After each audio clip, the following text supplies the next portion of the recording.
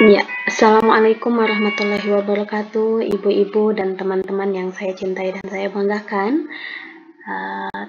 Sebelumnya mohon izin, saya perwakilan dari tim kriteria 5.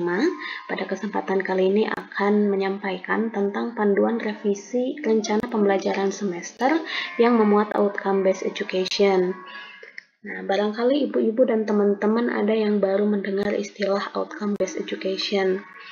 Saya tidak bisa menyampaikan panjang lebar, akan tetapi pada intinya outcome based education itu akan terlihat dari bagaimana kita merumuskan capaian pembelajaran mata kuliah atau CPMK, bagaimana CPMK itu terukur, dan kesesuaian antara bahan kajian, metode pembelajaran, dan evaluasi pembelajaran, serta instrumen yang digunakan untuk mengukur hasil pembelajaran sudah sesuai CPMK atau belum.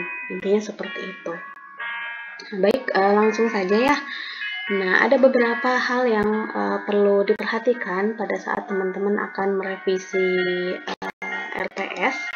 Yang pertama, pastikan mata kuliah dapat mewujudkan visi misi program studi. Di antaranya berbasis masyarakat, implementasi teknologi, deteksi dini, dan pencegahan masalah wanita sepanjang siklus hidupnya. Tidak harus semua visi misi ini dimasukkan ke dalam mata kuliah, mana saja yang memungkinkan, tapi pada intinya menunjukkan bahwa setiap mata kuliah yang ada di program studi itu dapat mendukung terwujudnya visi misi program studi. Nah, yang kedua, gunakan CPL yang sesuai. Nanti kita sudah pilih mata kuliah A itu CPL-nya apa saja, mata kuliah B CPL-nya apa saja, nanti tinggal dipindahkan. Kemudian yang ketiga, buat rumusan CPMK dan sub CPMK yang mengandung unsur kompetensi, materi pembelajaran, dan konteks. Nanti penjelasannya kita akan lihat di slide berikutnya. Kemudian yang keempat, proporsi ranah kognitif program sarjana lebih banyak di tingkat C4 atau lebih tinggi. Apa sih tingkat C4 itu? C4 itu kata kerjanya adalah analisis, salah satunya analisis. Jadi lebih banyak analisis, implementasi, kemudian simulasi, menyusun, melakukan, dan seterusnya. Apakah boleh yang memahami, menjelaskan? Boleh, masih boleh, tetapi proporsinya lebih diminimalisir. Untuk yang berikutnya, sumber referensi disesuaikan dengan judul pustaka di borang K5. Nah, selanjutnya tugas harus selalu ada dan jelas cara mengukurnya. Kenapa tugas harus selalu ada? Karena untuk mata kuliah yang teori itu kan ada tatap muka, ada tugas terstruktur, ada juga belajar mandiri, sehingga tugas ini harus selalu ada di setiap pertemuan. Kemudian harus ada sisipan kegiatan penelitian dan atau pengabdian kepada masyarakat. Ini sesuai dengan standar pembelajaran dari Permendikbud nomor 44 tahun 2015. Jadi di setiap mata kuliah diusahakan ada sisipan kegiatan penelitian, baik itu penelitian sederhana, atau pengabdian kepada masyarakat. Kalau bisa kedua-duanya lebih bagus, kalau misalkan cuma salah satu saja tidak apa-apa. Kemudian yang ke-8, analisis butir soal disesuaikan dengan proporsi materi dan dapat mengukur sub CPMK. Namun poin ke-8 ini kita keep dulu karena kita akan concern ke revisi RPS terlebih dahulu. Ya.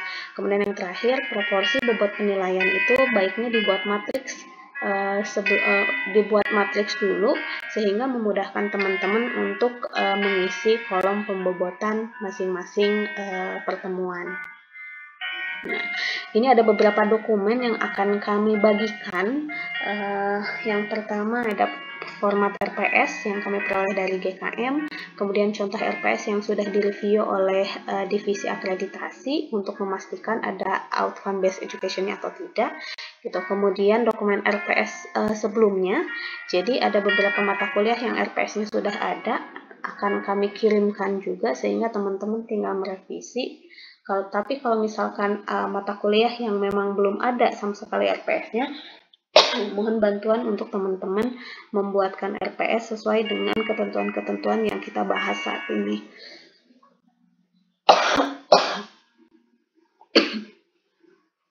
Selanjutnya dokumen yang kami bagikan, bahan kajian setiap mata kuliah, kemudian CPL-nya, judul-judul pustaka sesuai borang K5, nama tim dosen pengampu, kemudian panduan penyusunan KPT yang di dalamnya terdapat panduan bagaimana cara menyusun RPS yang baik dan benar, kemudian kata kerja operasional kami juga akan sampaikan yang seperti ini.